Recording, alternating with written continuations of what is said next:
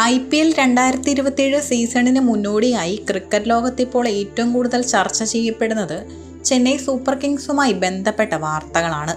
പല താരങ്ങളുടെയും കൂടുമാറ്റങ്ങളും സ്ഥാനമാറ്റങ്ങളുമൊക്കെ വലിയ തോതിൽ ചർച്ചയാകുമ്പോൾ ആരാധകരെയും ക്രിക്കറ്റ് ലോകത്തെയും ഒരുപോലെ ഞെട്ടിച്ചുകൊണ്ട് ചില വ്യാജ വാർത്തകളും സമൂഹ മാധ്യമങ്ങളിൽ വൈറലാകുന്നുണ്ട്.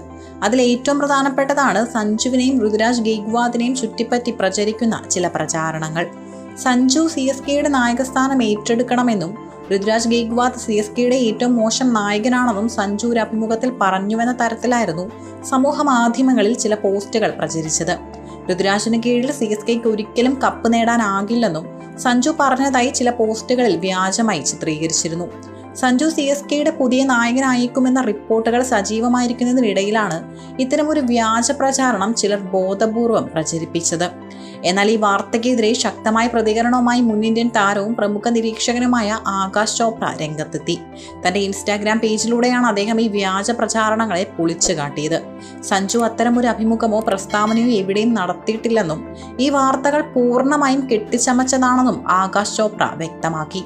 അത്തരം പോസ്റ്റുകളുടെ ആധികാരികത ചോദ്യം ചെയ്യുമ്പോൾ യാതൊരുവിധ സത്യവും ഇല്ലെന്ന് വ്യക്തമാകും. സഞ്ജു CSK ടീമിലേക്ക് എത്തിയെങ്കിലും സഹതാരങ്ങൾക്കെതിരെയും സുഹൃത്തുക്കൾക്കെതിരെയും സഞ്ജു ഇത്തരത്തിലുള്ള പ്രസ്താവനകൾ നടത്താൻ യാതൊരു സാധ്യതയുമില്ല.